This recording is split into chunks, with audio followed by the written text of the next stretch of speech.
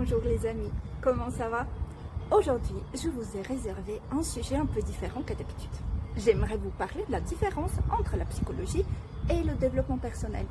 Et oui, et vous savez, si ça vous intéresse, n'oubliez pas de commenter, de liker, de me partager vos avis parce que vous savez, c'est la discussion qui compte, c'est l'échange, c'est le partage. Et oui, moi j'aimerais engager avec vous comme d'habitude, une vraie discussion, une discussion courageuse, on se dit les choses et parfois, on n'est pas du même avis et c'est tant mieux parce que c'est là où ça devient super intéressant. C'est un peu comme la guerre entre les psychologues et ceux qui font du développement personnel. Et alors qu'il ne faudrait pas, en fait, les deux œuvrent pour le bien-être de chacun. Alors, quel chemin vous allez choisir? La psychologie ou le développement personnel, ça dépend de vous et de vos objectifs. Nous, on fait des études supérieures, en Véronique, on étudie tout plein de sujets, certains super passionnants, d'autres un peu moins.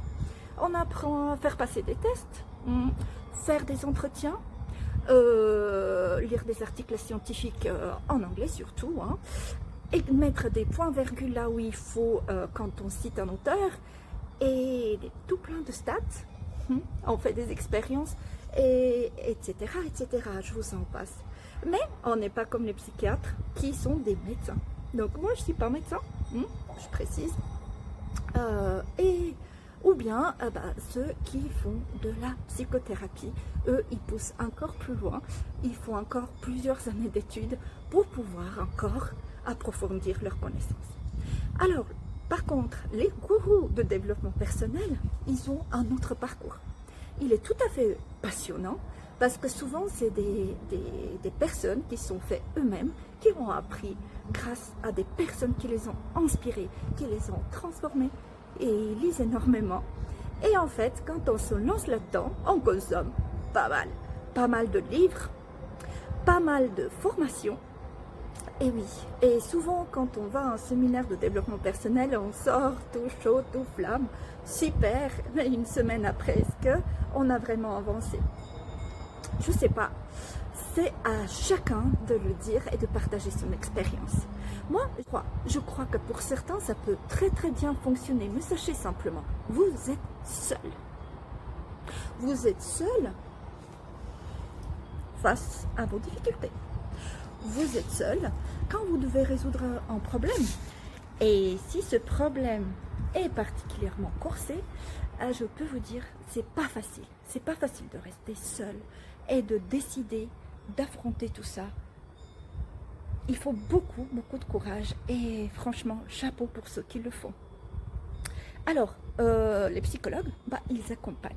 Et oui, on a des séances une fois, deux fois par semaine ou deux fois par mois, enfin tout dépend des besoins des gens. Et en fait, on a des outils de travail. On a un livre de diagnostic qui s'appelle DSM-4 ou CIM-10, voilà. Et on se base là-dessus pour pouvoir en fait voir les symptômes et travailler avec la personne. Donc on a tout un tas de, pardon.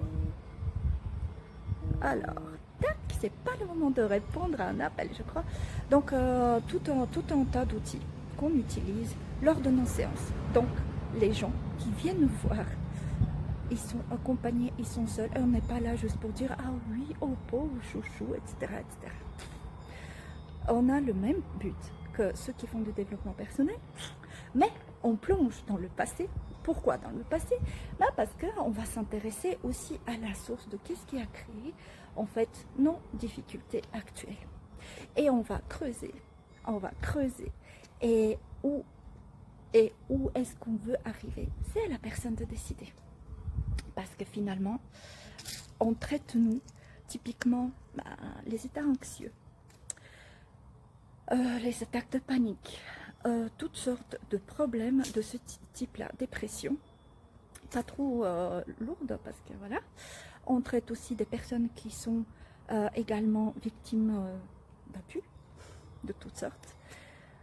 Et par contre, quelqu'un qui est en proie d'une personne compliquée et qui souffre d'une relation pathologique, ça va être un peu compliqué de s'en sortir juste en lisant quelques livres.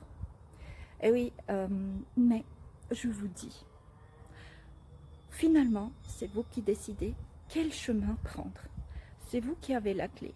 Et parfois, les deux sont tout à fait compatibles. Le coaching, c'est très très efficace. Et parfois, on a juste besoin d'un petit coup de main qui nous permettra de débloquer des situations ou une situation qui nous donnera la force d'aller un peu plus loin. Alors, en suivi psy, c'est plus coûteux. En temps, en argent, quand même. Tout dépend. Quoique un séminaire de Tony Robbins, ça coûte quand même une fortune. Hein, mais voilà, on sait dans quoi on veut investir. Et vous avez le choix. Et ce que je veux vous transmettre aujourd'hui, c'est ne restez pas seul. Ne restez pas seul. Si vous faites de développement personnel et vous avez besoin d'aide, n'hésitez pas. Peut-être une séance, ça peut suffire. Un regard externe peut être très important. L'écoute, c'est quelque chose de très puissant aussi. Alors, s'il vous plaît, lisez, instruisez-vous, apprenez. C'est très important.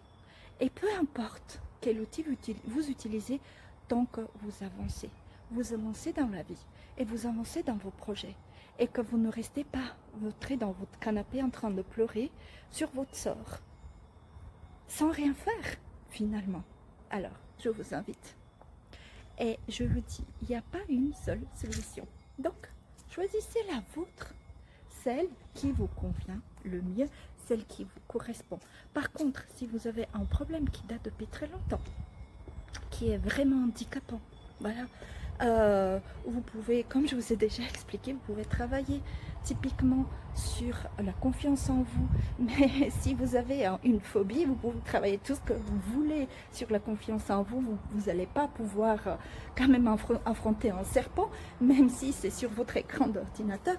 Donc attention, faites la différence entre un bon moyen qui peut vraiment vous aider et un autre qui juste veut aggraver la situation momentanément, mais je suis sûre que vous saurez faire le bon choix. Et oui, sur ce, je continue ma promenade et je vous souhaite une excellente journée.